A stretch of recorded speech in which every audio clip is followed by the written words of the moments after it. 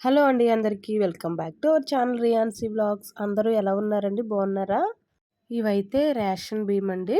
నేను ఏ విధంగా క్లీన్ చేసుకుని ఈ రైస్‌ని అయితే స్టోరేజ్ చేసుకుంటానో చూపిస్తున్నానండి. ఈరోజైతే ఇవి చేశాను. సో, సరదాగా అయితే చిన్న వీడియో అయితే తీసుకున్నాను. అది మీకు చూపిస్తున్నాను, చూసేయండి. ప్రతి నెల ఈ రేషన్ అయితే ఇస్తారు కదండీ! సో, అవైతే నేను ఇలా క్లీన్ చేసుకుంటాను. ఒక హోల్స్ ఉన్న గిన్నె తీసుకొని దాంట్లో అయితే ఇలా జల్లించుకుంటానండి. అప్పుడు దాంట్లో ఉన్న నూకలు లాంటివి, ఇంకా ఏదన్నా డస్ట్ లాంటిది ఉంటే అదంతా ఇలా బయటకొచ్చేస్తది. సో, చక్కగా ఇలా నీట్‌గా క్లీన్ చేసుకొని నేనైతే ఇలాగ ఒక బకెట్‌లో వేసుకొని దాన్నైతే స్టోరేజ్ చేసుకొని నాకు కావాల్సినప్పుడు అవి తీసి వాడుకుంటానండి. చూసారా? ఇన్నైతే వచ్చినాయండి నూకల్లాగా.